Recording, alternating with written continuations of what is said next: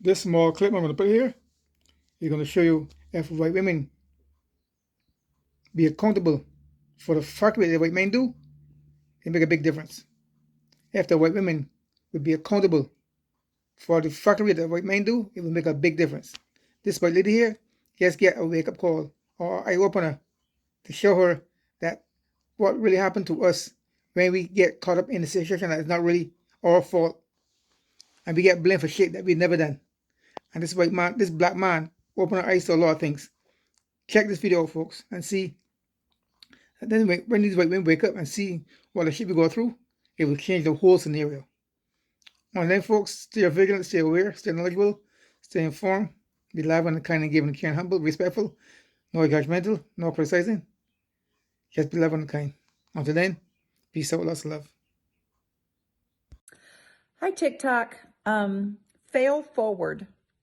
Fail forward is a term I heard first about 9 months ago, maybe a little longer than that. But I was stuck in an airport in Charlotte, North Carolina.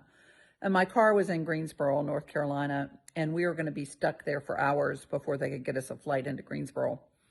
And I tried to get a rental car one way and was unable to do that because they were all gone, because there were a couple hundred of us stuck in this situation. And we deplaned and we're sitting in the terminal. And I overhear this gentleman say to the gate agent, I'm not going to go on the last leg of the flight. I've got a rental car and I'm going to drive to Greensboro. So, please make note that I won't be getting back on the plane. And I don't know how he got a rental car because I tried to get one on with all the rental cars and couldn't. But anyway, I walked up to him and I said, sir, my car's in Greensboro too. I would love to hitch a ride with you, pay for half of the rental car. We could do it together. And he became really uncomfortable. I mean, I could tell in his face, I could tell in his manner. He was very shocked that I asked. And I said, I'm so tired. I want to get home before 3 a.m. I would love to share the fare with you for the rental car. Can we ride together to the airport? That's where my car is too. And he reluctantly, very reluctantly agreed to let me go with him. And we're walking, and he said he had gotten the rental car because his secretary had actually taken care of it while we were in the air when we knew we were going to be delayed. So anyway, we're walking to the rental car counter and he keeps saying, do you need to call your husband? Is there somebody you need to know know that you're riding with me? Do you want to get permission? And I kept saying, I don't need permission to share a car with you from Charlotte to Greensboro. I'm a big girl. I'm an old girl. Don't worry about it. I don't need to call anybody. Well, take a picture of my business card and please send it to somebody. I would feel much better if somebody knew, where you were and who you were with. And so I did. And, we get in the car and we're talking about the upcoming election. And we were both very afraid of Trump being nominated president. And we started to talk about it. We started to talk about what our fears were. And I just really mustered up the courage to say to this man, why were you so reluctant to let me share a ride with you from Charlotte to Greensboro? And he hesitated. He didn't want to answer. It took him a couple of minutes and he finally said, can I be really honest with you? And I said, yeah. And he said, I'm a large black man.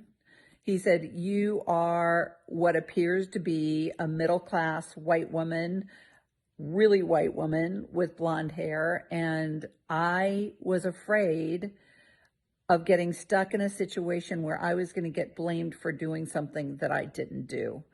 I've got to protect myself. I've got to protect, my professional career. And it really frightened me that I might be putting myself in a situation where you could come back and say, this black man accosted me or robbed me and I'm still overwhelmed. I'm still overwhelmed that people have to think like that people of color have to think like that.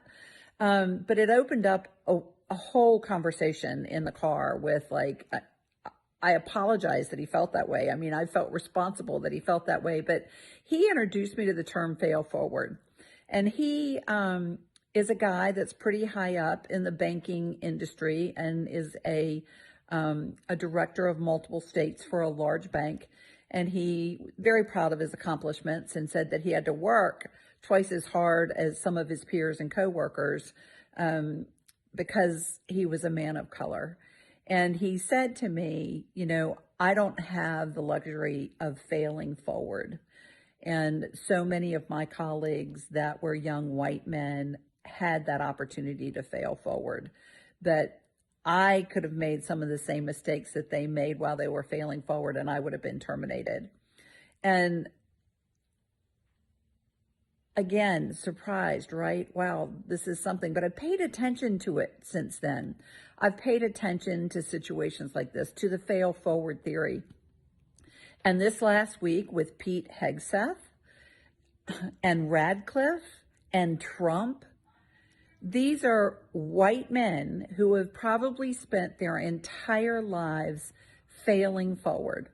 Bankruptcy, alcoholism, you know, lying through their teeth, but nonetheless failing forward.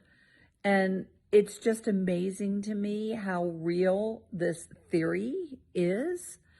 And it brings home the importance of DEI.